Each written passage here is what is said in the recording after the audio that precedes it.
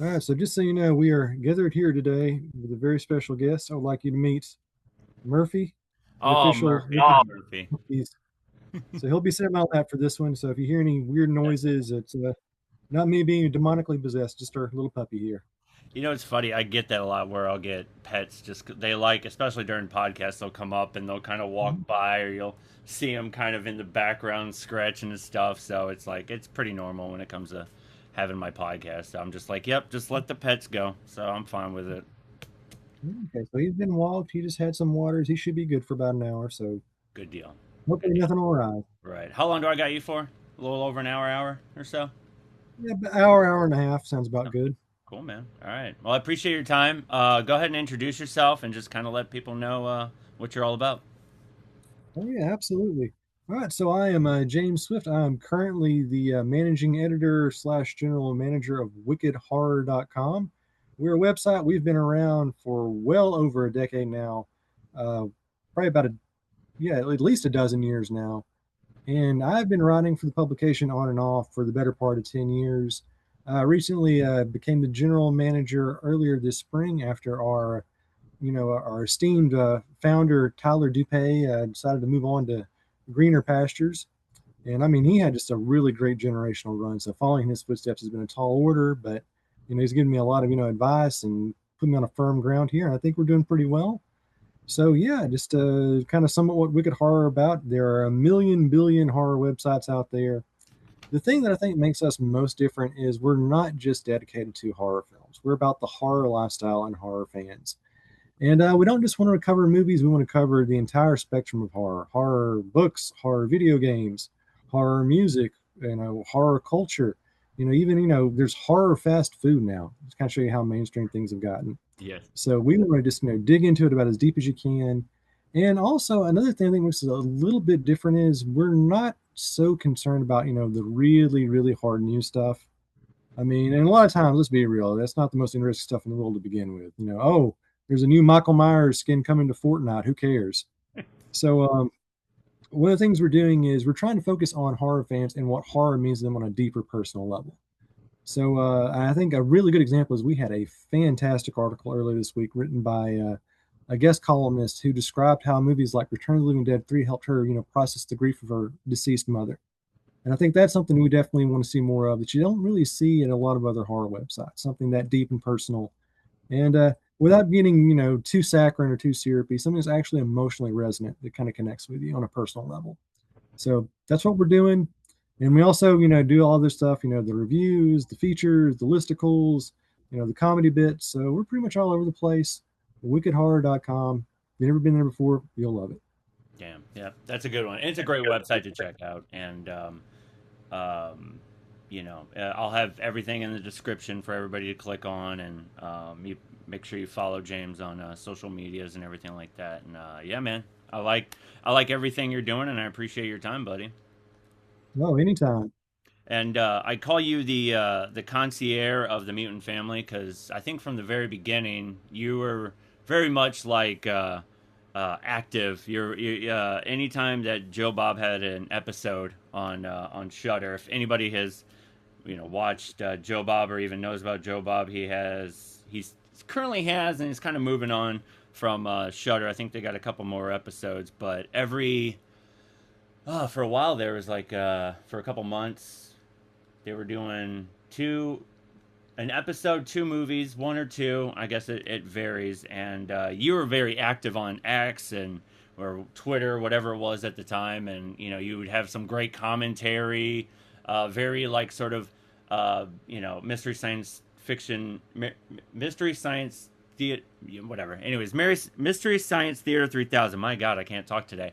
Where you would like have pictures and you would kind of crack jokes, and I think we all kind of would do that, and it was kind of this like fun little environment. But then it's great because you kind of balance between the Last Drive-In and Up All Night, which is Rhonda Shear's show she's got going on right now. I think she moving on to an app now. Oh, she's got her own Roku channel. So That's what I there's like an thought. entire network now. Yeah, that's right, Roku channel. And Yeah, she's been doing really well, but it's great because I'll see you kind of bounce between. So I always kind of see you as the sort of concierge of the mutant family. So where you'll kind of talk with a little bit of everybody, and I think that's great. Tell me about let's you know what, let's do the mutant family since I just got done talking about it. Tell me kind of how your story of Joe Bob and how that kind of came about, and you know tell me about your story with Joe Bob and the last drive-in. Oh, we're going to be here a while. That's okay. So I yeah, was gonna say you dig in as much as you want, so that's up to you. I think like a lot of the mutant fam, I grew up with Joe Bob in the '90s. I was a religious viewer of Monster Vision. Yep. The drive-in theater on the movie channel a little bit before my time, but I went back and saw that on the back end. But yeah, for me, I mean, Monster Vision was like appointment viewing before appointment viewing was a thing. Like, every, week I would look forward to watching whatever he had on. The movie really didn't matter. What was important was Joe Bob giving his commentary. And, I saw some really great genre movies for the first time through Monster Vision. I saw a lot of really terrible movies, which in a way are kind of like more sort of like foundational memories than the good ones. Yeah. When you're in the seventh grade and you're staying up on a Saturday night and it's like 3 in the morning and you're watching something like Super Beast or The Howling Seven. I Yep. mean, that's a movie, a memory that sticks with you, that you survived something that awful and that's how you spent your weekend. So going out on dates. So, Monster Vision always kind of played a pivotal role. And I think for me on a personal level, I mean, I'm kind of different from most Joe Bob fans in the fact that I'm actually probably more of a fan of Joe Bob, the writer, than I am Joe Bob, the Kale personality. One of the core canon events of my life was getting a copy of the Joe Bob Goes to the Drive-In. It was like an old beat up third hand copy of the book from like the mid 1980s. And I remember reading that on the school bus, saying to myself, so this guy literally gets paid to sit around watching terrible movies and making jokes about them. Hmm. Okay, where was that on career day at school? Like, I want to follow that path. I want that to be what I do for a living. Yeah. And, and I'm kind of in this weird sort of, realm where it's kind of similar to what Joe Bob is. Joe Bob, we all know him as the late night cable host and the comedian, but he's also in real life a guy named John Bloom. Hmm. And John Bloom is like a legitimate reporter. Like he goes back to like the 1970s. I mean, he's written, books that have won awards. He was actually a Pulitzer nominee back in 2001 for his coverage of 9/11. So he's kind of straddled that line between being, this really serious news reporter guy and being a jokey comedian. And I kind of feel a kinship because that's kind of where I am too, because a lot of people know me as like the internet comedy guy because I write for like a bajillion websites. But then on the other hand, in my quote unquote real life, I've been an investigative reporter for about 15 years. So I've been writing for newspapers and magazines, these really, in-depth and scientific, websites that are really sort of niche going into like things like juvenile justice and mental health, these Hmm. things that are really granular. So I've kind of had, my hands in both realms, where I'm doing something that's really sort of comedic, entertaining, and also something that's really sort of, precise, very news driven, very objective. So I kind of know what it's like, that whole Joe Bob, John Bloom dilemma, that you're having to be two different people at the same time. Yeah. So that's always kind of appealed to me. And a lot of people forget, there was that terrible, 18-year dead zone between 2000 and 2018, where, Joe Bob was basically like in the phantom zone from Superman 2, where he didn't have any sort of presence. He was doing convention appearances and he still had a website, but, we just didn't have him, on the radar. So when the initial marathon for the last drive-in was announced back in 2018, I was like one of the early adapters singing the praises, like, okay, we need Joe Bob more than ever. I mean, the way the world was going, we were before COVID, but we're still going through a lot of transitions. Political So, I stuff. mean, Yeah. I was a huge backer for that from the beginning. And I was there live when it happened.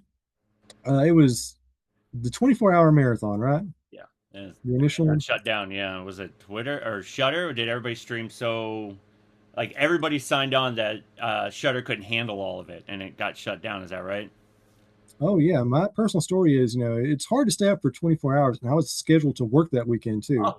So I was sitting there with like my phone and my iPad covering like all these events, going to like to take photos, interview people, and I've got like, the marathon pulled up, saying, "Oh, I'll go in at like, 144 pi." and the sound's cutting off, but I had to stick with it. And watching Joe Bob talk about the legend of Boggy Creek while I'm covering concerts and all these other news events and writing about industrial development, trying to like straddle both lines. Yeah. I mean, it was just such a joyous memory because at the time we thought it was Joe Bob's last hurrah. We thought Hmm. that's the last time we'd ever see him on TV, being his persona. And if you recall how it ended with Pieces and that sort of monologue he gave at the end, I think there's a lot of people that can relate to what he said. We said he's going to convention, people go up to him all the time and say, Joe Bob, you saved my life. I've run into so many people who have that same story. And, I'm not going to say that I'm like overly dramatic, that I kind of had that same experience where, it's like, oh, I'm about to jump out of a building, but then Monster Vision came on and saved me.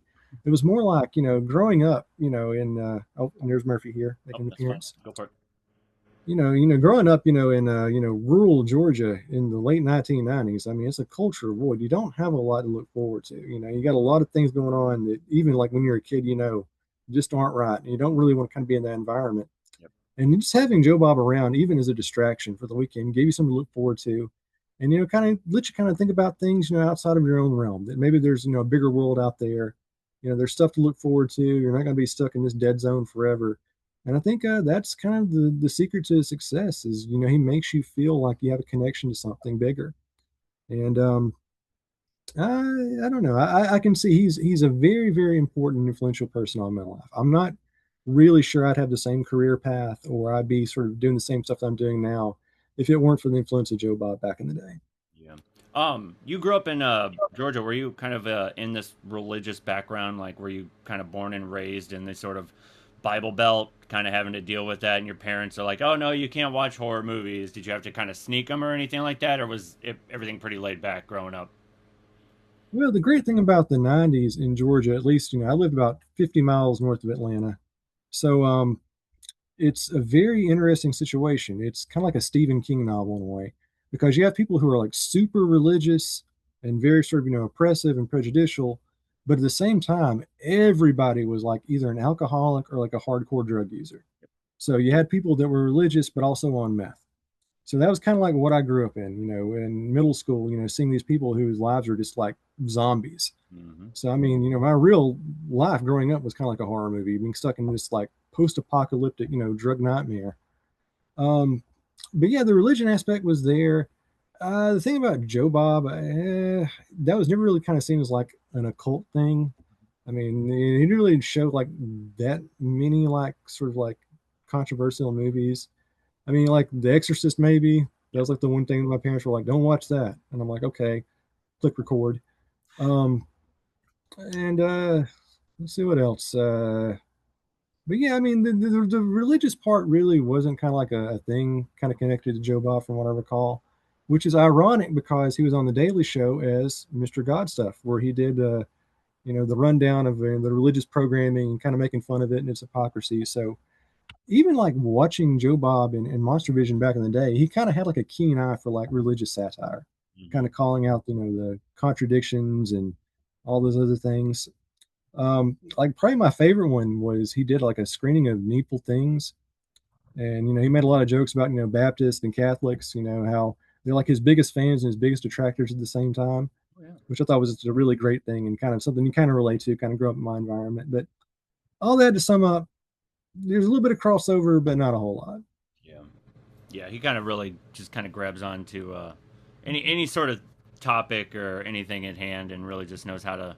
He really knows how to make it work, and I just love that for every intro because you never know what you're going to get when you watch, the Last Drive-In, and it's current, the current state of politics or whatever, and he somehow makes it, work within the realms of the movie, and it's so inventive, and I love it. I love everything about that, and but let's go ahead and get kind of back in your. So did you want to become a writer? Like, were you was that your passion like in school, and that's kind of what you got into in college and everything? Well, I mean, it's always kind of been sort of like in the periphery. Like, I don't think I really wanted to pursue writing as a career, like professionally, until I was like in my early 20s. So I was kind of a late bloomer there, but writing was always kind of like my thing. Okay, of You grew up kind of poor, so you didn't really have access to a lot of stuff, but you always had access to pen and paper. course. So that's kind of like my preferred way of kind of, escaping from things and communicating. Um, I'm not really sure like what made me want to be a writer explicitly. I mean, obviously, reading Joe Bob, that was a huge influence. Um, but for me, I think it was just kind of growing up and reading like a lot of, periodicals, reading Fangoria, reading Electronic Gaming Monthly, like all these like niche sort of publications. I couldn't afford to go out and do all these things and watch all these movies, but I could at least read about them. Right. So I think it's always kind of been sort of like a core thing about me is, I want to, write about these experiences and kind of dig into, what's kind of behind them. Like even now for Wicked Horror, when if you have the choice of, interviewing a director or reviewing a movie they made, it's always interview the director, Of course. because the movie, might be good, it might be bad, but the story of making a movie is always fascinating. Hmm. So I always kind of would like peel back the curtain and kind of look back at what was going on there. As far as writing, I don't know. It's kind of hard to like pinpoint like an exact moment where I said, okay, I want to do this. I think it was just a matter of, growing up during the George Bush years and we had the recession of the early 2000s and realizing, if I didn't get serious about writing and getting a real career, I was going to be working at a carpet mill my entire life. Hmm. So I ended up going to college and taking a career in journalism. And lo and behold, here I am last 15 years writing for like 50 different websites and publications and magazines. So, I'm lucky and I've been able to, feed myself by doing what I love, which is something a lot of people can say. And as long as you stick with it, you got a career. Is there one that stands out the most, like something you were working on that is still like, you know, uh, when it comes to journalism, is there one topic or one, something that you wrote about that still is like, you know, something you kind of dug in deep or something that's extremely memorable that you remember just kind of, just kind of digging your hands into and getting to the bottom of it? Is there anything that stands out like that? Well, there's two that immediately come to mind. There was one I did back in 2012 called Rural America After the Recession, which I did for Kennesaw State University. And that was a project I did with a guy named Jan Banning, who is a world famous, one of the best photographers on the planet, just an incredible visual storyteller. And we partnered for the summer where I did a project where I went back to my hometown, which is in Bartow, north of Atlanta in Georgia, and just kind of looked at, how things had changed since I went for college, and this is when the Great Recession hit, and it was just devastating. I mean, you could see the visual signs of, where the economy had just stopped and people's lives were just in shambles, and, they were barely up above being homeless. So getting an opportunity to do something that in depth when I was literally right out of college, like I had just got my bachelor's degree. So getting able to work on something that massive, and that personal was just a huge thing for me. And they ended up winning a couple of awards. I know it won, a couple of Atlanta Press Club awards, which is, a big honor for me, especially that early in my career. So that one means a lot to me. And the other one, and this is one of those things where, time is a flat circle, it goes forward and it goes backwards, is a couple of years ago, I did a 15-part series called Community Torn, which is about my hometown and how the opioid crisis had just impacted so many different facets of the community. And that was such an incredible experience to me to talk about, not just, how it obviously, impacts law enforcement and the economy and school systems, but actually speaking with people, who've gone through it and really seeing, what kind of toll it takes, how it eats away at families, how it, ruins job prospects, how, it really kind of puts people in really bad situations that they really don't deserve. And that was another big one. And I think the feather in my cap on that one is, I wrote that for my small town community newspaper, population like 100,000 people, maybe at the time. And that actually beat the Atlanta Journal Constitution and all these other huge, like Gannett owned publications for best print story back in 2019, I believe. So that one was just something I really feel proud of. If I had to pick one thing that kind of, sort of epitomizes my career and what I want to do and what I'm most proud of, it'd probably be that one. And which brings us to today, which got me at a good crossroads here. Starting this fall, I'm going to the University of Georgia to get my master's degree in Congratulations. narrative nonfiction. I'll do a quick plug for their program there. And the idea is to basically write a full-fledged book, kind of a follow-up to the project I did back in 2019. Just kind of seeing, how the opioid crisis has, worsened, gotten better, and how policy changes have happened and sort of shifted things around. So I'm actually working on that right now. It's going to be a huge long-term project.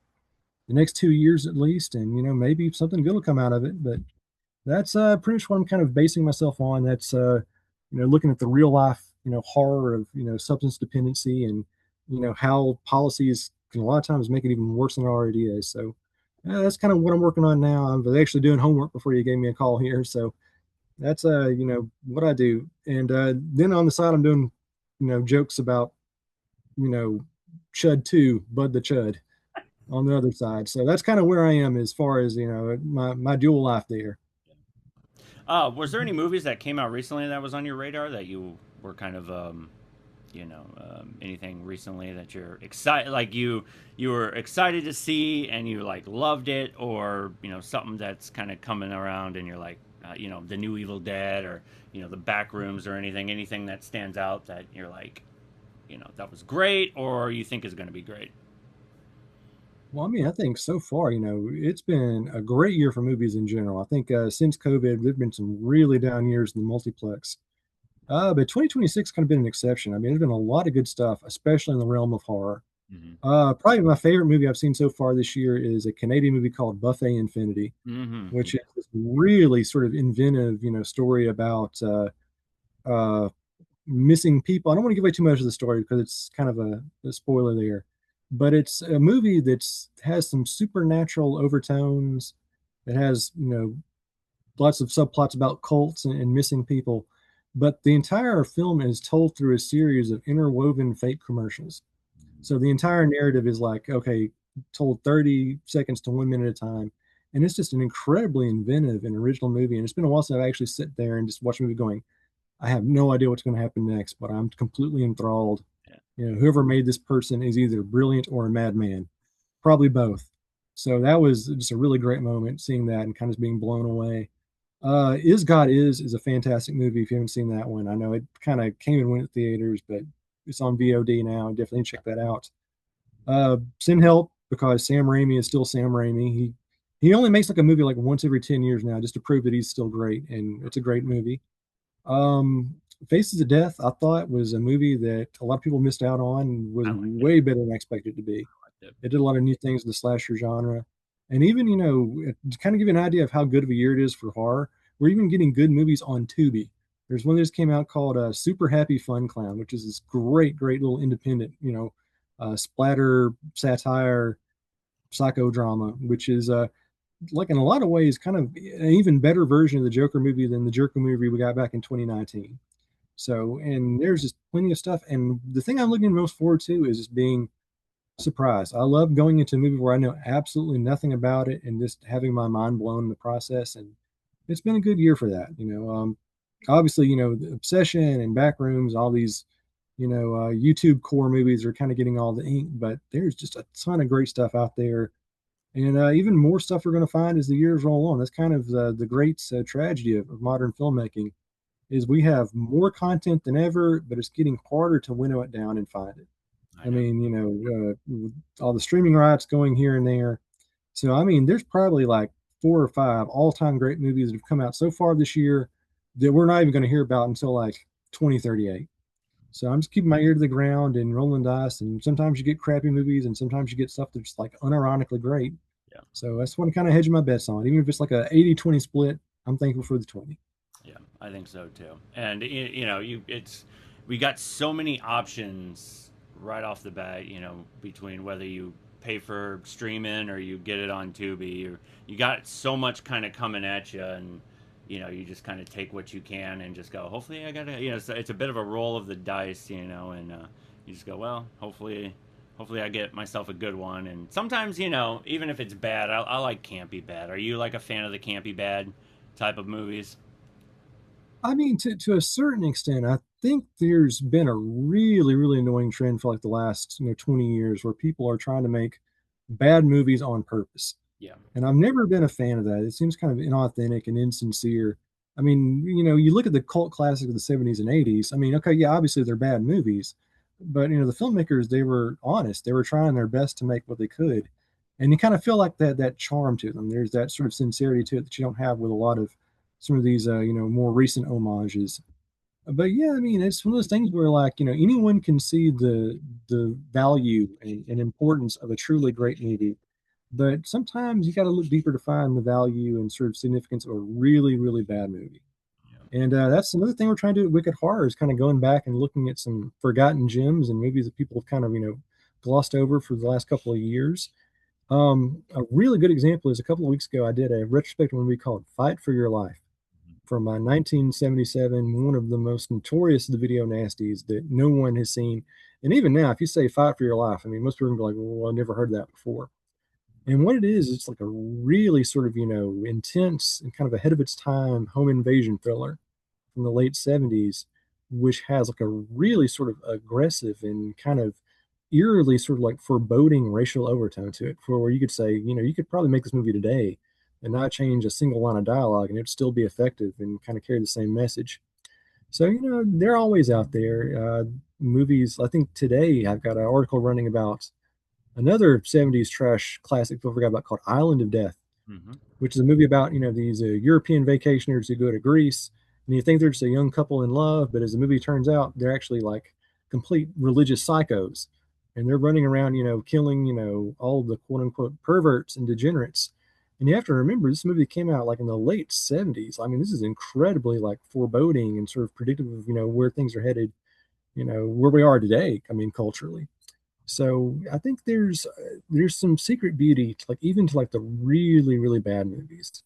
I think there's some sort of kernel of truth or some sort of testament to the times that some of the more mainstream movies don't have. Yep. And it's always fun to kind of go back and revisit the quote unquote lesser movies and kind of see they have a little bit more intelligence and sort of wisdom and perception to them than you kind of expected.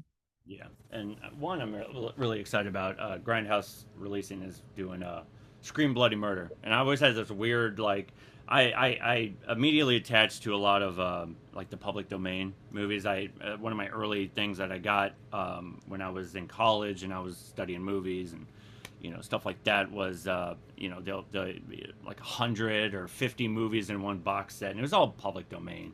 And Scream Bloody Murder was on that one, and it was a rough copy, all choppy, and I just got like so like into it just because I'm like nobody's ever heard of this, and it really like speaks a lot about this sort of I would say the incels of this sort of generation where he's trying way too hard, and then he ends up like kidnapping I'll just say a woman of the evening, and ends up or he ends up I think going into some lady's house, being like, "Hey, can I use your phone? My car broke down." And he ends up killing her and killing up the old lady and the maid and stuff. And then he acts like that house is his, and then he ends up kidnapping this girl. And it was just such a fascinating. I'm just like, wow, how come nobody's ever heard of this? And then Grindhouse releasing is like, oh yeah, we're remaking that. And I was like, yes, finally. So I always had just this weird soft spot for a lot of those, like Don't Look in the Basement. And I even like the sequel to that one. And a lot of people never heard of that one. And again, I just always have this weird soft spot for the public domain. It's just like, give it a little recognition. I mean, it's not just Night of the Living Dead or the Driller Killer or anything like that. It's like there's some good treasures out there if you really dig deep. So Oh yeah, I mean the public domain DVDs. I mean everybody had those back in the day. I mean I had one that had like I think 50 movies on it, and it's one of those things where you get a couple of good ones like you mentioned, Night of the Living Dead. You get some core movies like A Bucket of Blood or PD, oh yeah, but then you get stuff like Atom Age Vampire, and that's the stuff that really connects with you. You're like, wow, this is terrible, but it's so aesthetic in its terribleness. Where it's just like, okay, well, it's not a good movie, but I can just vibe on it. And sometimes vibe is all you need.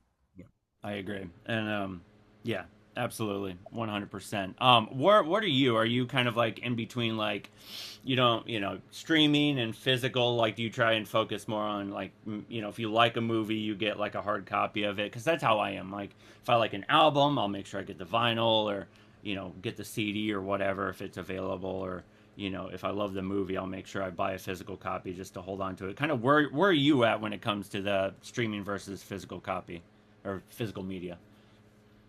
Well, I might be a little bit controversial on this one. Is I'm not really a big like physical media kind of guy. I mean, I probably should be because obvious reasons, but I'm also kind of more about the convenience factor. I think A lot of the movies there that are on streaming, you can find them pretty much anywhere. I mean, 9 times out of 10, if you're looking for an old genre movie, it's on YouTube, it's on Daily Motion, it's on the Internet Archive. It's already out there and accessible if you want to see it. Um, I mean, like periodically there might be like something I might kind of go out of my way to catch, but I've kind of embraced the whole digital thing. When people talk about physical media, what I like to do kind of make them angry is show them like a picture of my 2 terabyte hard drive and say, okay, here's mine.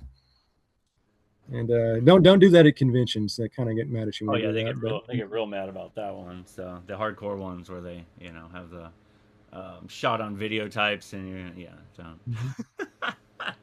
Mhm. what was like your sort of beginning? What was the movie that kind of popped your cherry in a way that made you go, God damn, I love everything about this horror genre or anything that stands out in particular that really was like, whoa.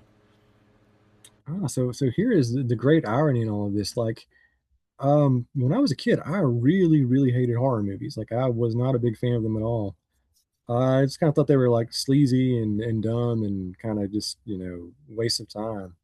And I grew up, in the early 90s when, you still had UHF channels. And, on the weekends, I mean, they would just show horror movies nonstop. I mean, you get a lot of the mainstream stuff. You get your Elm Streets and you get your Fridays. But every now and then you get something really weird and off center, like House 2, the second story, or something like Ghoulies 2, or Critters, or The Pit, where they're a little bit sort of outside the norm. They're a little bit different, and they kind of throw you from different angles. So I would begrudgingly kind of watch those and kind of get into them and say, okay, well, this is not the usual crappy horror movie. It's something a little bit different. It's got some more meat to it. And I think it probably wasn't until, I was kind of late in middle school and high school. And I think Joe Bob actually played a pretty pivotal role in this of kind of making me not be afraid of scary movies. Hmm. Like, there were a lot of movies I was kind of afraid to watch that I would not have watched if it wasn't for Monster Vision. And then I sit down and watch them and realized, oh, these are actually kind of good. And I think I kind of went, full like hardcore into horror, like where I'd go to the video store and I would try to rent everything they had. Probably like the late 90s. So I was like right between middle school and high school. And as far as like the one horror movie that I think kind of made me a horror fan for life, it's not the most original answer, but I think it's the easy one. Probably the original Evil Dead. Seeing that back in like 1998, and for the kids today, you have to remember, this was way before streaming. This was before DVD. This was before Netflix. This was before, even like really good, internet. You still had dial-up back then. So finding these movies was really, really difficult. And I think there was like one video store like in the entire like community I had growing up that had a copy of Evil Dead, and it was literally like copied off HBO, like a secondhand tape that was like bootlegged, and the audio was terrible, and the visuals were just muddy and you couldn't see anything, and they didn't even have the box art for it. It was literally just Evil Dead Roman numeral one written on like a piece of styrofoam, and you take that up to the desk and get it, and I kind of figured, if it's this weird, if it's written on styrofoam, it's got to be awesome. And I went home and watched it, and as bad as the quality was, it just connected with me because I think that was the first time I watched a horror movie, and I said after it was finished, not just that, wow, that was awesome. It's like I kind of want to make movies now. Like that's how much it influenced me. Like that had to have been an absolute blast going out there and making something like this. And that kind of is still sort of my horror comfort movie. Whenever I'm kind of feeling disaffected and disillusioned, Evil Dead therapy. Put that on. Get some Dr Peppers, and you'll be on the right path. Yeah, pro Dr. Pepper. Yeah, mine is Evil Dead or Dawn of the Dead. That one for sure. That's an easy one to throw on. Man, I'm trying to think. Driller Killer is another one that I like. But yeah, the beginning was definitely like Night of the Living Dead, Dawn of the Dead, um, Evil Dead. I think pretty much anything with dead in the name. But yeah, I think those were kind of my stepping stones or my building blocks that eventually kind of became my like my new obsession when it came to horror movies. And then I think it was I think it was the one time I went and I was able to go and watch a movie in theaters. I think at the time it was The Ring, and I was like, "This is exciting!" Like I was able because I don't know. I grew up in a weird like sort of religious family where we were kind of in the middle of that sort of satanic panic thing, Mhm. and my mom hated horror movies, but we were like, you know, we reached a certain point where we were old enough to kind of rent the movies, but there was this still kind of this weird balance. But we watched black and white movies, which was fine. Which is kind of we would watch a lot of stuff that was a Monster Vision on TV because well, it's edited out. So there was this sort of weird like my parents like hated horror movies, but it was like if it's on, I don't know, it was just sort of weird blurred line or whatever. But yeah, seeing The Ring in theaters was like one of those weird defining moments where you kind of get that first jump scare and you're like, oh, okay, and you get so you know pumped to see movies in theaters. And I've always been very much like an advocate to try and go to the movie theater as much as you can. Are you kind of one of those where if you can go see it in theaters, do you kind of jump at that advantage, or are you just like, I'm okay with being at home? Yeah, it kind of fluctuates. I mean, I think certain movies you definitely benefit from the crowd dynamic. Mm-hmm. Horror movies, they're always better with more people. The more the better. You always have a sort of better experience there. But at the same time, you got to be practical. I mean, there's so much stuff out there that, sometimes you just got to say, all right, I'm going to crank it up on my laptop and just do the best I can. And I think kind of works both ways because I think a lot of times when you go to a theatrical experience, you kind of get, the energy and you get sort of the bombast and you get the upset excitement from it. But then you go back and watch it on DVD a couple months later, and you're like, oh wow, this is kind of flat. You're actually kind of seeing the story, and you're having to actually focus on the dialogue, and you're kind of seeing, well, okay, well maybe this doesn't hold up and very well. But then again, I think it also goes the exact opposite way, where you can go back and watch a movie later on, and you're like, oh, well, I didn't catch this in theater. It has a little bit more deeper nuance to it, or it has like this sort of element I wasn't picking up on the first time I saw it. But I mean, yeah, I think it has its place. I mean, as long as it's not like a movie where it's like really deep and you have to like pay attention and it's super granular. I would prefer going to the theaters, but whatever way, a good movie is a good movie, no matter where you see it or how you see it. What was the first movie you watched where you started to take note of the sort of political or social undertones of the movie, and where you just like, oh my god, I totally see the hidden meaning behind this? What was that first movie for you? Oh man, it's kind of fitting that you brought this up earlier, but even like the first time I saw a Dawn of the Dead was late '90s. I had like the two tape disc. I bought that at like Sam Goodies for like $20, where the entire second tape was just like commercials, like in Mm-hmm. Italian. I thought it was the coolest thing ever. But when I was watching that movie, I'm watching like these zombies stumble around in a shopping mall, just mindlessly trudging over things, and even like as a kid, I'm like, I think the director's trying to make some commentary here about consumerism, and spending, and how we kind of waste our lives, pursuing material things. So I think that was the first that kind of really sort of made it sort of poignant that I kind of realized, and kind of stuck with it and said, okay, that's the entire theme of the movie is supposed to be this. Um, but beyond that, I mean, if you go back and watch like even like the trashiest 80 movies, they always have some sort of like weird political undercurrent. And I brought this up, in an article I think earlier this year. I don't remember which website it was, but if you go back and you watch the original Friday the 13th, I mean, that's literally like the Ronald Reagan doctrine in a 90-minute movie. I mean, it's completely, like a pro conservative values movie where, the kids go out in the woods and they disrespect their adults and, they have premarital sex and they do drugs and then they get butchered. I mean, that's like a moral majority, like propaganda, like you wouldn't believe. And then they go out and condemn it. That's kind of the irony of the entire, sort of, moral, anti-horror trend of the 80s, where these movies really kind of were preaching their own message and they hated them anyway. Mm-hmm. Yeah, and definitely that one. And oh man, I just had it. I totally lost it. We bought, meaning we, me and my wife, we bought uh, Nightmare on Elm Street, and I think it was the second one. I think I immediately took.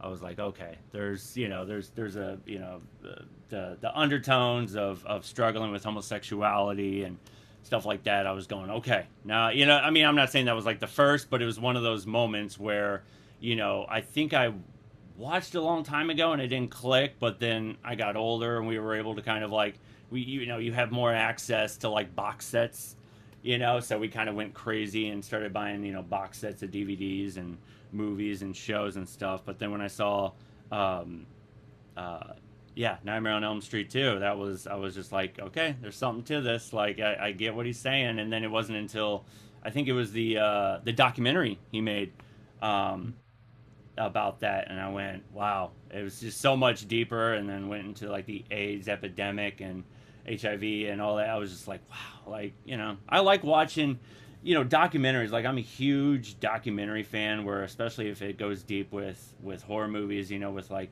In Search of Darkness or I don't know. There was one about folk horror and stuff like that. Like, are you one of those? You like the deeper you dig? Are you kind of one of those where you'll sit and watch like a good 5 hour documentary about horror movies or the genres or anything like that? Yeah, it's the most amazing thing. Like I'm at an age now where I have a hard time sitting down and watching like a 90-minute feature film, Mm-hmm. but I have no problem watching like a 8.5 hour long YouTuber documentary about Sega arcade games from the Yeah. 80s. Mm-hmm. Like I can't explain why that's the case, but yeah, In Search of Darkness, I absolutely love those. Mm-hmm. Like I can't wait for it to come out. They have like a yearly installment pretty much at this point. So Yeah, they got a '70s one coming out now. It's up for oh, that's grabs. going to be Oh, great. I'm so excited. That's my favorite era. So that's gonna be a great Mhm. one. And then I'm trying to think. Yeah, the In Search of Darkness. Whatever that company that does that, they did a science fiction one. I think it was In Search for a Better Tomorrow, I think. And then they even did like a first person shooter, which I'm not much of a gamer, but I liked the sort of first person shooter thing. Like that whole like company that makes those documentaries. And they really know it was like I watched it and I was like, it's very much like that sort of like in the style of like you remember the 80s, you remember like VH1 used to have like remember the 90s, Mhm. yeah, I love the 80s and stuff like that. Like it really has that sort of style where it's quick editing, you got everybody's the talking heads and people kind of talking about who was part of it or who was influenced by it. Like that was so cool. I love those. I always encourage everybody at least dig deep and check those out. And the 90s one was great and I liked how they dug in with oh my gosh, what's his name? He was part of Dimension Pictures, Weinstein, and how Weinstein tried to get in control of pretty much everybody that worked on a movie. He wanted to get some kind of bit of control in it, and they would try and fight him tooth and nail every time. And everybody who's worked with him has a story. That guy, you just realize, I mean, not just the fact that he was a scumbag, but he would just be like, oh yeah, let me try and take creative control of this, and just totally butchered everything. That was ridiculous. Yeah, it's always amazing to me with, especially the In Search of Darkness documentaries, is like how very few movies they leave out. Like Yeah, when you're doing like a 5.5 hour documentary, about 90s horror. I mean, I'm trying to think off the top of my head, was like there any major omission beyond like Ernest Scared Stupid? And I've got nothing. right. I know. It's like, I mean, it's one thing to talk about Silence of the Lambs and Scream, but then we're going into like Night of the Demons 3 for like 5 minutes. I mean, you really are plumbing the depths there. You were right. They did leave out Ernest, didn't they? How do you leave that one out? That one was like a pivotal moment for me because, you know, I grew up in the Midwest and Ernest, I mean, you know this from the South, and I grew up in the Midwest, and Ernest was like huge. Ernest movies, like it was always on TV, or you'd go and be able to rent it, and then Scared Stupid, like that one, like there was something about that freaked me out as a kid. Did you have that same moment when you were? Oh man, that's like a pivotal gateway horror movie. I mean, I think like for as much love as Hocus Pocus gets as being like that one, seminal 90s horror kids gateway movie, I mean, to me, it was Ernest Scared Stupid. I mean, that's one where like I didn't want to admit I was freaked out by the troll, but I was. But it's such a like a perfect merger of like horror and comedy. Like I think even like now people don't really kind of give it the respect it deserves. And I mean, Jim Varney, I mean, let's face it, I mean, this guy was cut out to be a horror action hero. He could have been the next Bruce Campbell. Like, if you give him the right script, just that persona and that charisma. And yeah, I mean, it was great. And I still think about 100% pure Miak all the time. I know. Yeah. Like, it took me like so many years to find out they just made that up. That's not like a real thing. Yeah. I So don't know how you found powdered miak. I was like, I didn't even know that can come in any form. yeah, I mean, I just kind of assumed like it was like an obscure spot somewhere. You can go to like a herbal shop and get it, but Yeah. apparently no, just a creation. There was one. I don't know if too many people. Let me look it up real quick. I want to make sure I get the. It was this one, and I was able to rent it for free. Like if we wanted to watch a movie and we were kind of skimped on funds, we would. Um, it was a. Okay, here it is. It's called Cartoon All Stars to the Rescue, and it was an anti-drug television special. Do you know that one? Oh, I remember it vividly. I Thank actually you. wrote like an essay about it a couple of weeks ago. Did you? You Small gotta send world. me that. Oh my god, that freaked me the hell out. That's crazy. Tell me about your like. I mean, I don't want you to ruin anything since you kind of wrote about it, but I mean, if there's anything you want to kind of add to that, or you just go, hey, go read the review. But what can you add to that if you can? Well, it's part of sort of like a broader sort of, mini essay about, how anti-drug PSAs in the 90s kind of like conditioned people to hate not just drugs, but people who use drugs. So it was Mm, kind of sort of an inverted message there.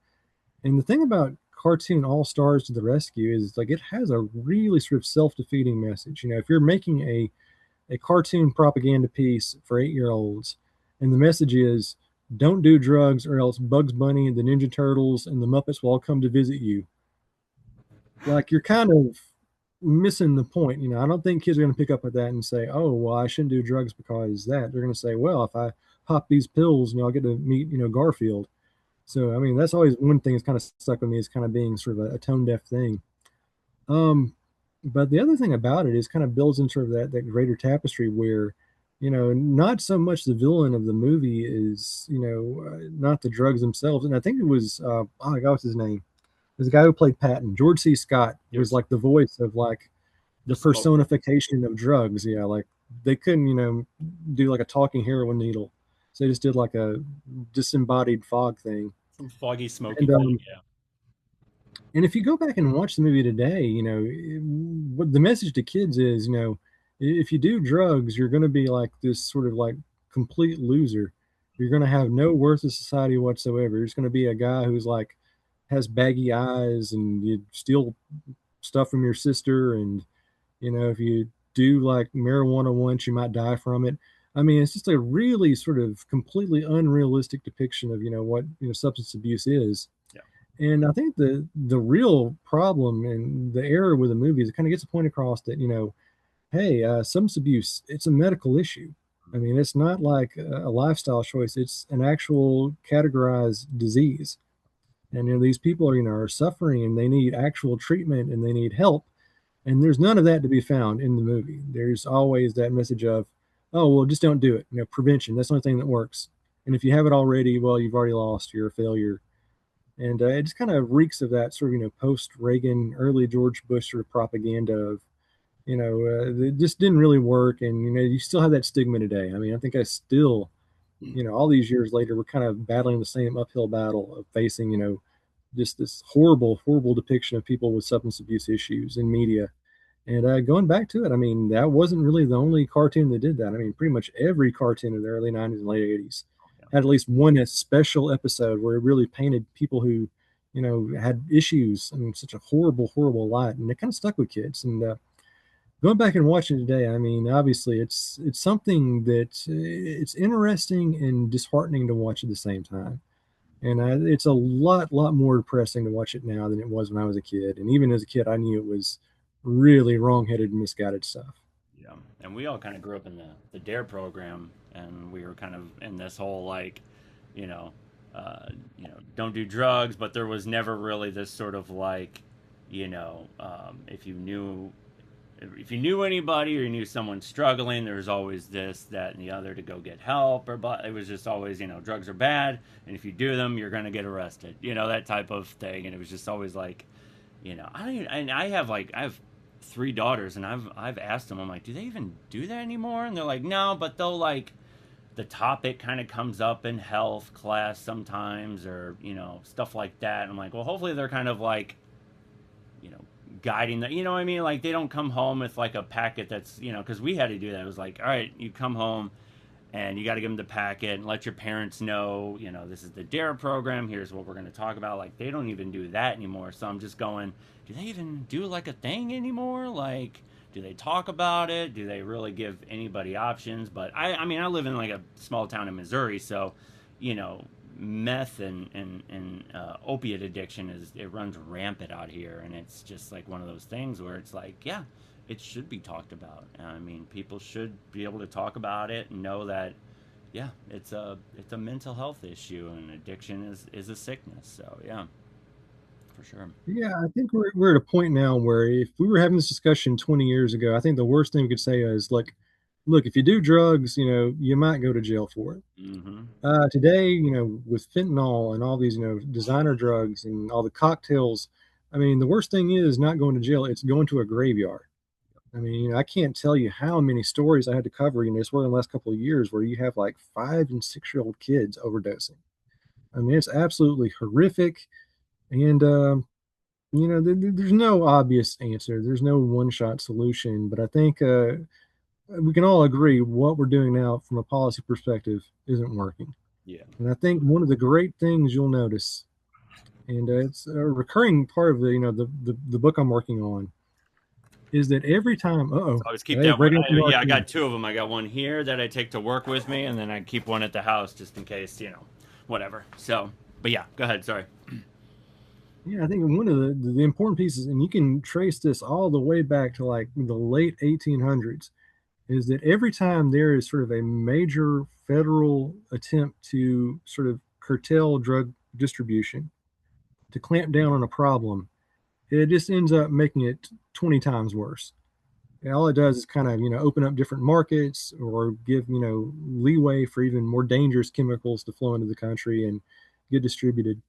I think the good case point for that is, up until like the early 70s, amphetamines were perfectly legal in the US. Yeah. I mean, you could go to like a weight loss clinic and get them. I mean, it was not hard to get. But then, something happened where there was like a lot of black market distribution where you had physicians who were doing stuff on the side. And basically, the people who were making them just weren't making money anymore. So they pretty much petitioned, the legislators to say, look, we're going to make these things. They keep, keep falling off to the side. They go through different distributors or second parties. If we're going to make them and not make any money off of them, might as well just make it illegal altogether. And that's actually what happened. I mean, that's a huge part of 20th century American public policy people just don't know about. Is these manufacturers actually have the ability to kind of cozy up to policymakers and get things that sort of help them with their bottom line, but in turn create a lot of social problems. And I think you can see a direct line of amphetamine becoming illegal or being reclassified or being cut down to automatic methamphetamine. That's what happened. You cut off that one supply, then you have a secondary supply come up with methamphetamine in the black market as a direct result.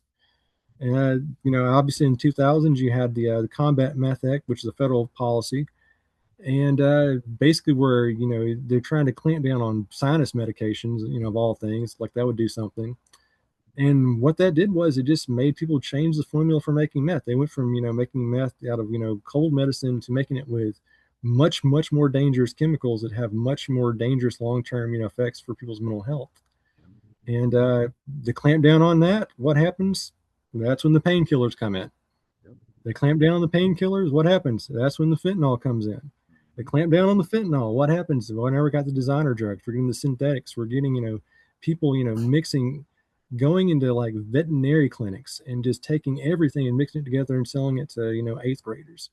So that's kind of the recurring theme. And every time you try to legislate or illegalize your way through the drug crisis, you're just going to get more dead bodies as a result.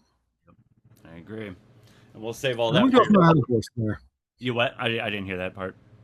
Time for me to get off my high horse No, you're on good. I that was one. gonna say we'll save that for your book that we can all look forward to seeing when that's done. I'm really excited about reading that because I've always their family history and stuff like that. I won't go into it, but I completely understand what you're talking about. So, what's your sort of process for like reviewing a horror movie? Do you watch alone? Do you like to watch with others? And then how do you kind of balance like emotional reaction with sort of a technical analysis, if that makes sense? Well, you kind of have to kind of partition it. I think it depends on how you're viewing the movie. I mean, obviously, theatrical experience, you're going to have a harder time kind of like taking mental notes than you would if you're watching them on your laptop. But for me, you're kind of not looking out for like the really obvious stuff. I mean, the acting, the scripting, that's all sort of like, osmosis. You pick that up, just by, watching it. But for me, it's kind of looking for like the transitions, like the small things. What does this movie do different or not different from everything else? I mean, what sort of personality are you seeing from the director? How is this scene sort of structured in a way that makes it different from, you know, how a mainstream director might do it? So you're really looking for like the very, very subtle and small things. Everything else kind of, becomes obvious by the time you watch a movie. But to me, what makes a movie great are the things you don't necessarily pick up on at first. So things that require second viewing or things you just kind of catch out of the corner of your eye the first time you watch it. But when reviewing a movie, I admit I'm kind of a little too soft sometimes on movies. I think if you're an independent filmmaker, even if you make a bad movie, I admire what you do. Mm-hmm. I admire the fact that you went out there and you probably spent a lot of your own money and you took time away from your family and your loved ones to go out and make something you're just passionate about. Even if it's terrible, I respect that. Mm-hmm. And I know in the past I've reviewed movies where I probably objectively should have been harder on them, but just because I respect what they do, you kind of say, well, it's 75% bad. Let's focus on the 25% that is good, or just come out and say maybe it's not for me, but it might be for some other viewers. And there's some always in very, very, very rare circumstances can you walk away from a movie where you say there's absolutely nothing positive to say about it whatsoever. I mean, those are incredibly rare. And I feel a lot easier, trashing Steven Spielberg than I do some guy who, took out a $20,000 loan to make an indie horror movie. So it's a lot of fact. I know it's an easy kind of cop out answer, but there are just so many variables in play that kind of determine the flow and pace of it. And for my reviews, I'm kind of more tongue in cheek. I'm not trying to do like a Roger Ebert dissertation. I'm just like, okay, well, here's our movie, here's what it's about, here's sort of the pros and cons. Here's if you like something like this, you might like that one. So there's a subjective quality to it, there's some objective quality to it, but at the end of the day, you're just trying to, get the truth about the movie out, your personal feelings, and do the filmmakers, do them a kindness, kind of do them, give them their props for what they do. And as long as you get those three main things in there, it's usually pretty readable. What movie sucks from a director that you love? Movie that sucks from a oh, this is perfect. Like William Friedkin is one of my all-time favorite directors. I mean, The Exorcist, Sorcerer, To Live and Die in L.A., The French Connection, all great, great movies. And then he made a movie called Cruising in 1980, which is one of the just like most misguided, like just abortions of a movie. Like you kind of understand what he was trying to do with the movie, but he just had like for whatever reason, he just did not have the toolkit to kind of tell it properly. And even if you don't watch the movie, I'd recommend watching it with the director's commentary because even Friedkin himself is just trashing everything about the movie. And it's one of the most hilarious, moments I've had as reviewers, hearing him talk about how much he hated Al Pacino and, how much the movie went awry. And it's an awful, awful movie from a very talented director. And hearing him be critical of his own product is just fantastic. Yeah, yeah, I agree. And what was that one? He did um, I think it was like about actual demon possession. What was your thoughts on that one? I remember watching. I can't recall off the top of my head, but okay, how do I put this delicately? It sucked. Um, like I think even like he would probably admit like that was probably not the best, use of his camera battery and Yeah, resources. Maybe he just wanted the free vacation or something. It's not. Yeah, I tried to force that out of my memory, but yeah, it was pretty bad. it was brutal, and you kind of like I think it felt like he was trying to like use the sort of like exorcist selling point to like, but it felt like people were just struggling with mental illness the whole. You know what I mean? Like you just go, oh. like you just kind of feel bad for the people involved in that one, you know. So I don't know how you know what your take is on the sort of religious, the whole demon possession type of thing. But for me, I've always just gone, I think they just have a mental illness, and you really shouldn't be um, using them to kind of capitalize on this sort of demon possession thing, if that makes sense. Yeah, it kind of reminds me like growing up, like in the South in the 90s. I mean, we had like Christian bookstores you could go in and get Oh like yeah. all sorts of like weird propaganda movies. Mhm. Like I remember there was like one that like sort of claimed it had like a real life exorcism on it. And it's like this grainy, like America's Funniest Home Videos recording kind of quality of like just some person like screaming and slapping themselves over and over again. And I kind of got the same vibe from that. It's very exploitative.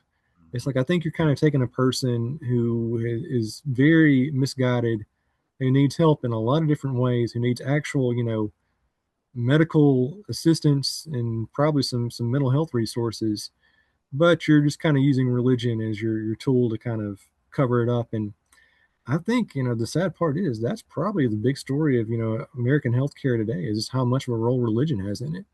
Yeah. Like in the deep South, I mean, we still live in a climate where people say, well, you really don't actually need mental health care. That's just, you need to Devil. pray harder. You need to go to church. The devil's You in. haven't been to church. Yeah, you haven't gone to church in a while. It's just something kind of happening to you, medicine doesn't work, COVID vaccines doesn't work, all that stuff is, under their purview. Um, but yeah, I mean, this is a part of reality. I mean, there's still a lot of people who are doing that, and it's kind of holding society back. I mean, a lot of people are suffering, and I think a lot of people are dying from it too. You're not getting the health care they need just because you want to hold on to some sort of, old, disregarded religious precept that's not even actually in the Bible. Yeah, I agree. Which subgenre of like horror do you think is like currently most vital or like innovative? Folk horror, elevated horror, body horror, found footage, psychological. Which one do you find most vital and innovative, and if so, why?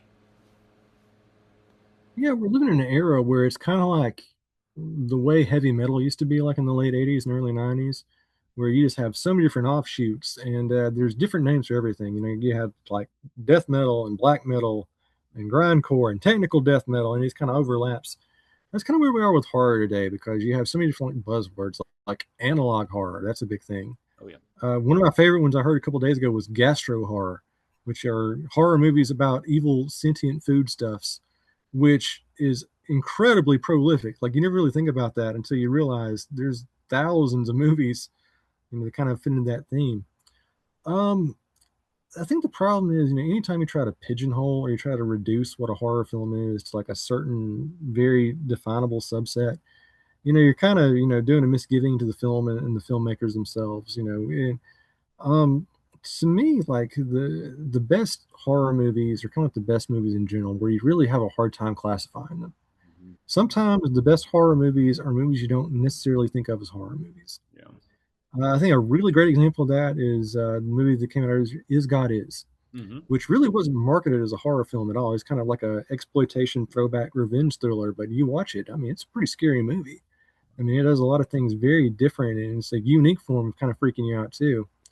So, I don't know. I think like right now we're kind of on the precipice of doing like sort of like the creepy pasta ripoff tie-in, like the 4chan horror, which is what I'm definitely not looking forward to in the next couple of years. Is that what we see? And this is nothing new. This has been a part and parcel of the horror industry for decades, maybe even centuries. Is they'll see something that's popular they didn't expect to be popular, and then the studios will latch on to one very specific element of that movie and they have no understanding of why it works and think that's what they have to do. And that's kind of what we're seeing now is we've seen a lot of horror movies by successful people who used to make YouTube videos. And Right. now we're going to undoubtedly have like a deluge of like crappy, like YouTube inspired horror movies. Mhm. Like I think that's already kind of, bubbling in the froth and they're just going to get like random people to direct it and they're going to just be soulless and plastic and maybe that'll last a year, maybe it'll last you two, but it's gonna happen because they have no original ideas, and they'll probably make money. That's the sad part. Yeah. Like I was seeing was it called Portrait of God? Did you ever see that one on YouTube?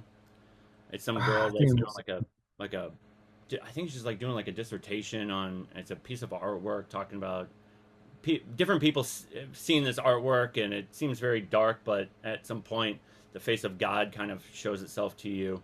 And apparently like they're going to turn that into a full length. I'm like just leave it alone. It should be fine, but you know how that goes. So we're kind of in that, thanks to, see, but the thing, okay, so I like Backrooms. Anything Kane has done, like, I liked what he was doing on YouTube. I think he took the Backrooms to another element, and I know from what I've listened to in interviews, he's thinking about turning it into a limited series. So I'd like to see where he takes, the sort of world of the back rooms and async and how he kind of went. Okay, here's kind of this sort of other part of it, and now let's kind of broaden it with this sort of like now I got a bigger budget and kind of expand it and see where it goes from here. I think that might be the only one I'm kind of excited about when it comes to um, when it comes to seeing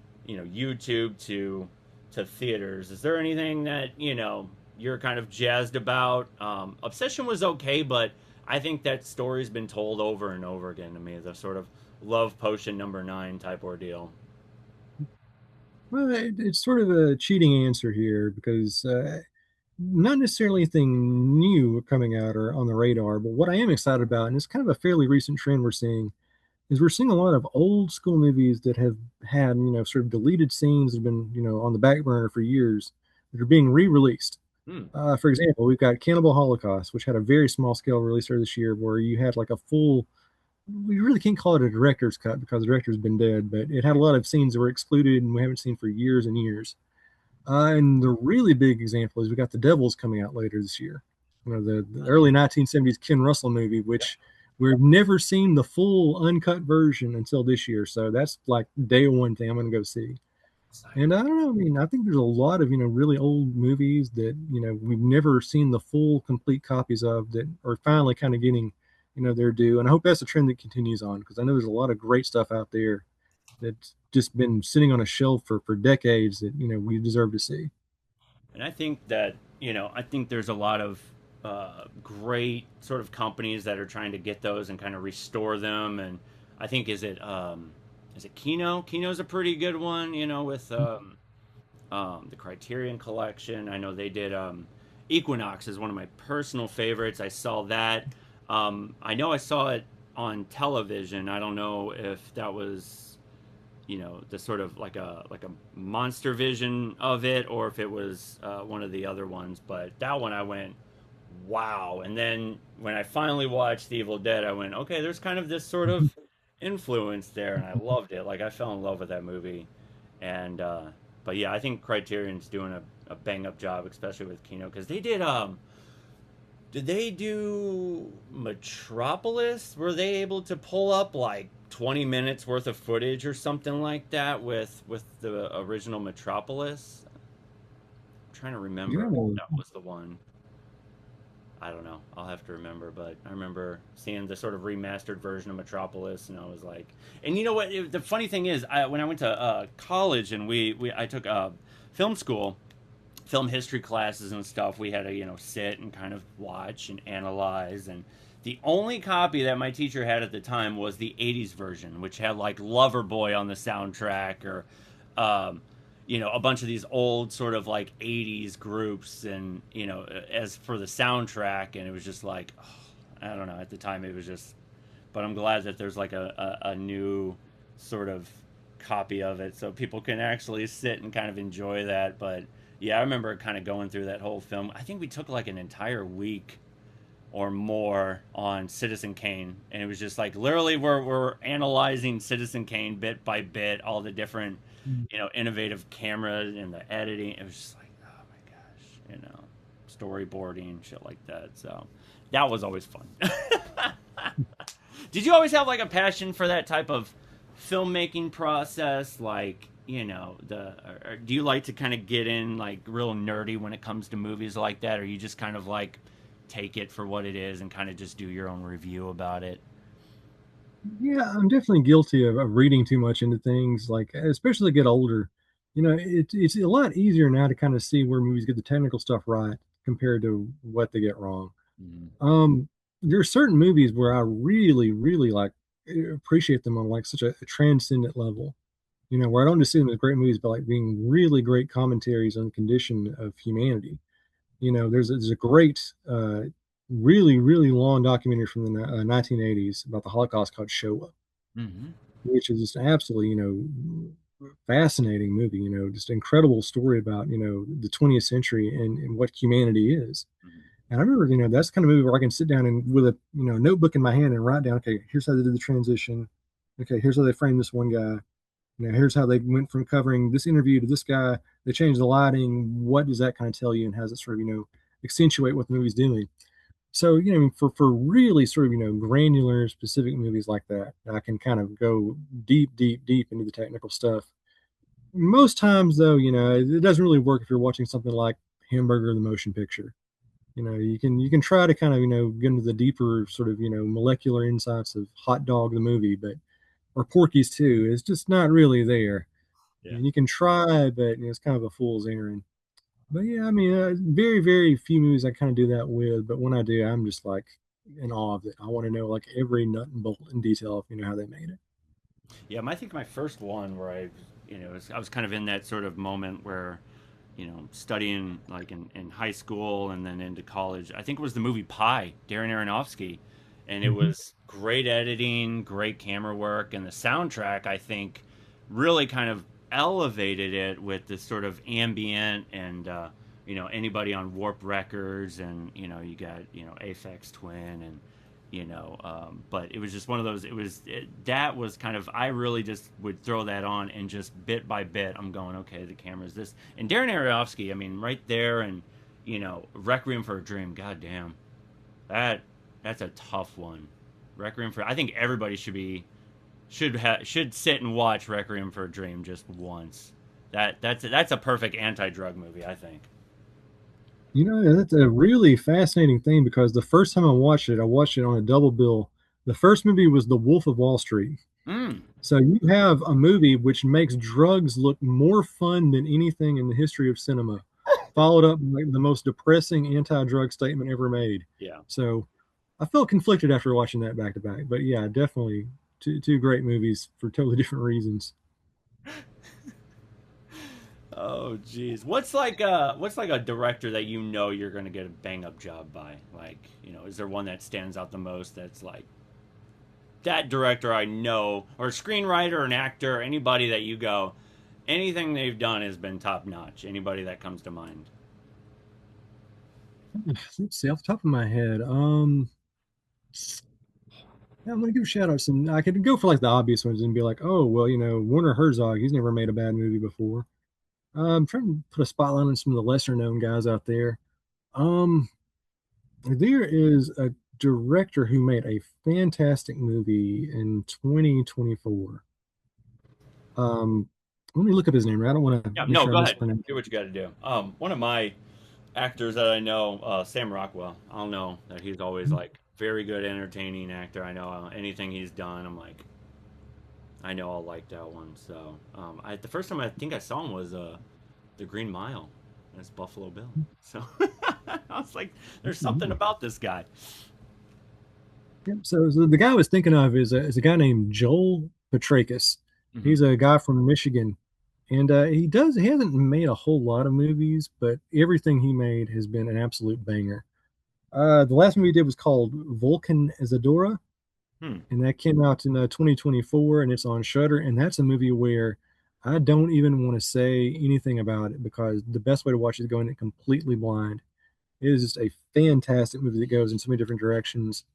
And he made a lot of great movies before that one. He did a movie called Buzzard. He did a movie called Ape. He did a movie called Relaxer.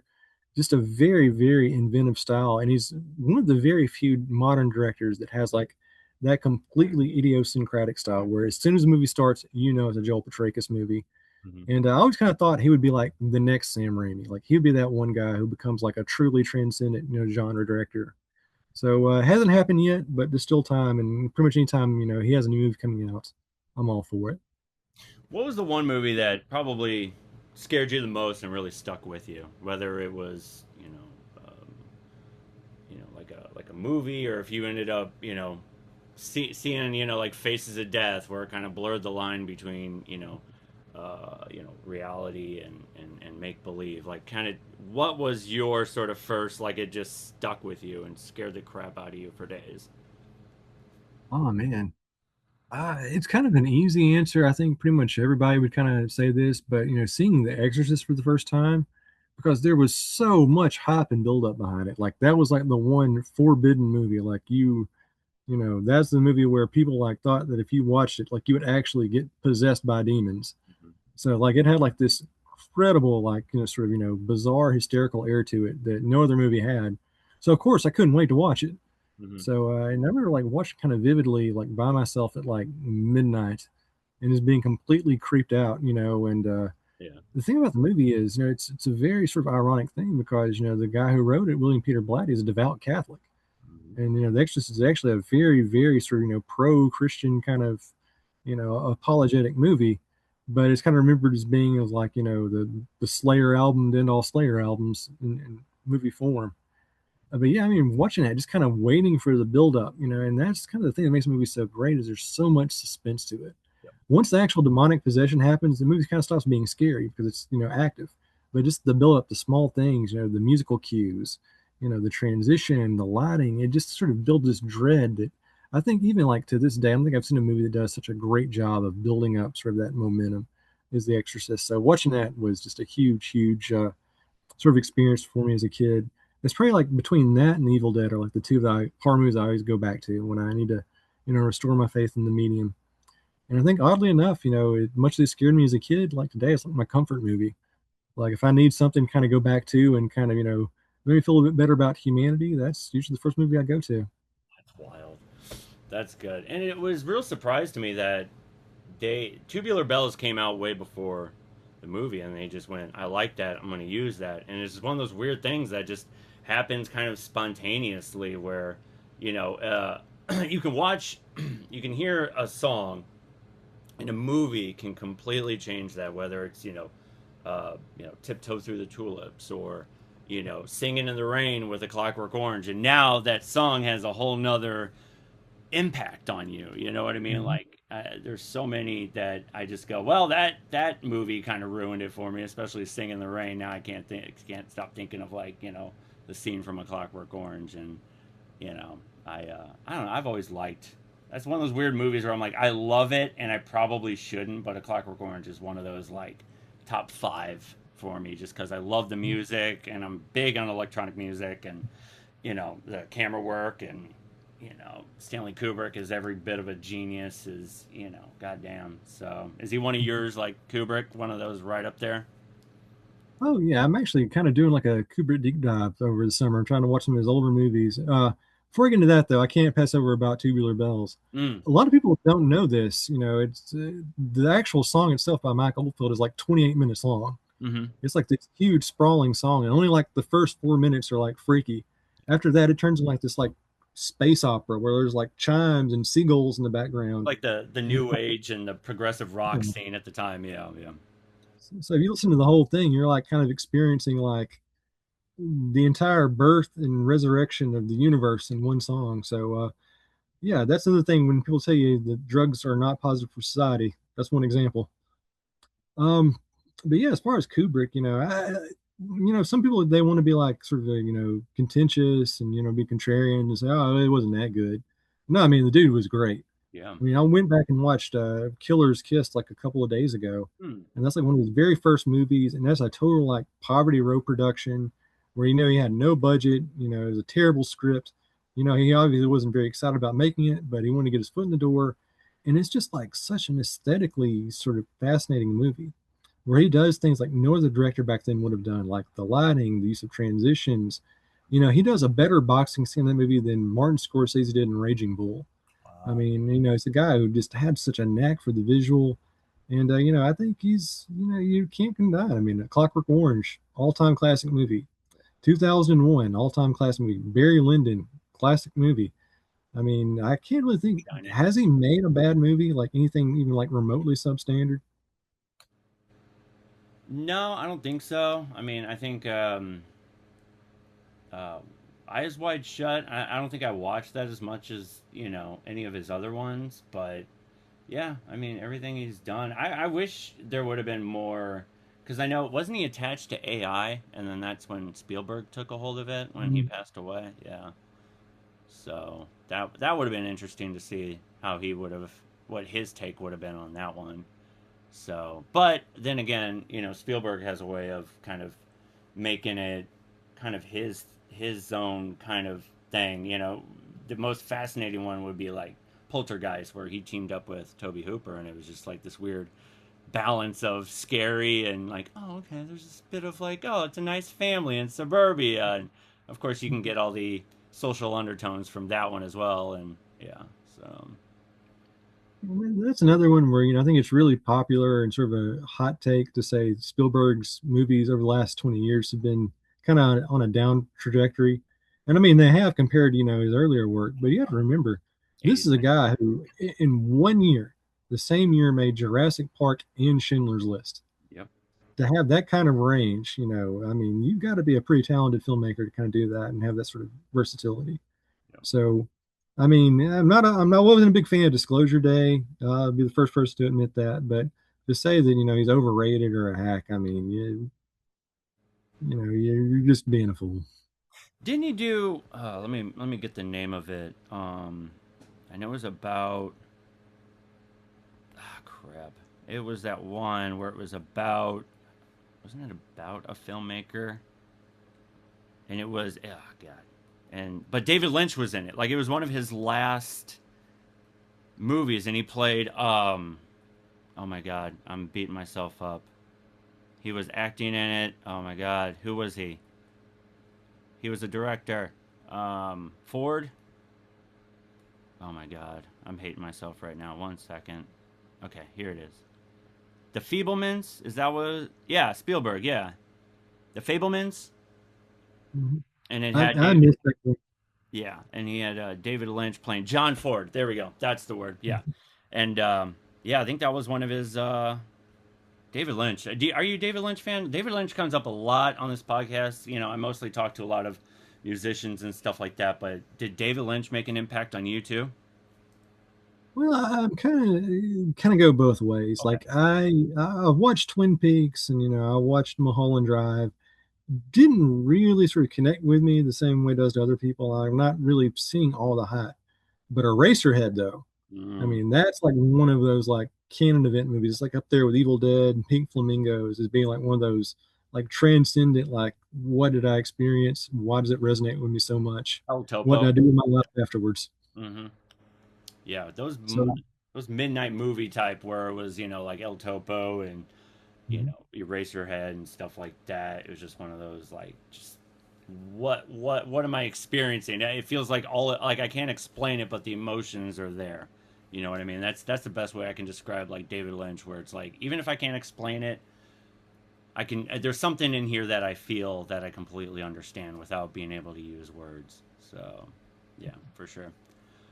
What's your take on AI being used in movies? And now we just got news that A24 is working with Google on AI. Kind of what's your take? Unless you're already kind of working on a piece about it, what's your take? Have you seen the Miyazaki meme where like there's like a guy who showed him like, oh, we're working on AI technology, and it's like just a meme of him saying, "This is an insult to life itself." Mm-hmm. That's pretty much how I feel about AI. I mean, I've seen it implemented like in other fields outside of entertainment, and they're just absolutely wrongheaded, and they're trying to cut costs, and they're just making things worse for everybody. I mean, I don't want to be like the hysterical apocalyptic guy like AI is going to ruin filmmaking. But we've seen what it's done so far, and it's not really a positive sign. I mean, I don't think it's going to be something that's beneficial in the long run for anybody. I don't think it's going to be financially feasible in the long run either. So even like if we are going for like a pure capital instinct, in that drive, I just don't see it working, in the short term or the long term. The only like quasi positive thing I can say about AI is perhaps like for using it for like sort of like translation, like if you're trying to like generate, sort of instant, sort of if you got a movie like in English and you want to quickly, transfer it out to like a different market, you can do it that way. I mean, it's not going to be a one-to-one comparison, but better. That's good for stuff like closed captioning. I think that might be a good use. But as far as like anything outside of that, like the actual filmmaking process, I just don't see like any use for it on the pre-production side, the actual production side. Very, very limited stuff on post-production. And I think the worst part about AI is like as humans, like we have really good eyes. Hmm. We can detect AI. We know when something is off, when something is iffy, and when something doesn't have that sort of human touch to it. And yeah, I just don't see what the end point is other than to save money and not actual hire people and give people health insurance. And I think it's just another cost cutting measure, and it's not going to work in the long haul. I feel like, when they try and adjust movies, like with the Sphere, where you can watch The Matrix on this sort of bigger, grander, the Wizard of Oz, and this sort of, it ruins something about it. Do you feel the exact same way, where they're cutting scenes and adjusting things, and it's just so, you're ruining the original piece. Do you feel the exact same way like that? Well, I think anytime you're trying to make a theme park attraction out of a movie, you're kind of setting yourself up for failure.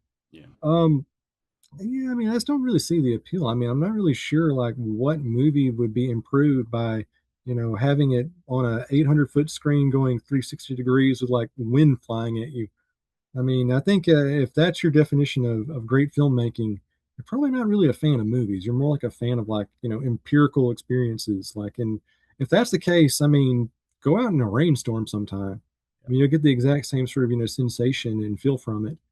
The thing about AI is it doesn't really do anything to improve the story. It doesn't improve the plot, doesn't improve the dialogue, doesn't make the characters more relatable.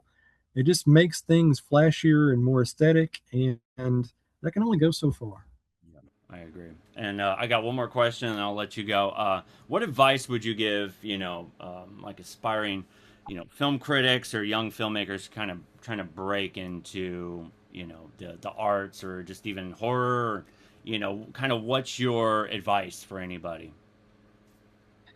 Well, I'll kind of broaden that one to kind of give it to pretty much anybody who has a dream that wants to go out and do something. Hmm.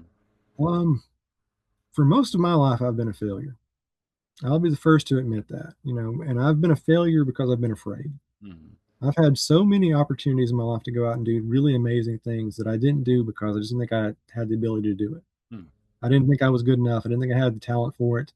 I didn't have the devotion to it, and it's cost me a lot. I could have been in a totally different place than where I am now if I would have followed those dreams. But the positive on that is you're never too old. You're never too old, even like if you think you're in a bad situation where you'll never get out of it, you're stuck in a hole, you can rebound. You got to put yourself out there, and sometimes you got to take risks, and you got to make yourself vulnerable, and a lot of times you're going to get hurt. I mean, I can't tell you how many times, I went out and put in job applications for jobs I thought I was going to have. That would have been so great that would have, changed my life and given me, $100,000 a year and then get rejected on the very final level. And that puts you in such a hole that you don't want to come out of. And it's easy to kind of, get distracted and feel like your self worth doesn't mean anything. But the important thing is you just got to try, keep going at it. Don't give up. A lot of people don't succeed because they never try in the first place, and you got to take risks and you got to take gambles. I've wanted to go to UGA for about 10 years now. I've wanted to go there since the program was announced, but I just didn't apply because, Scared you? I just didn't have my heart in it. I didn't think I would be eligible. I didn't really have, all the stuff that I thought I needed to get there. But a funny thing happens, when you actually try and you make an honest, dedicated attempt at something, you succeed.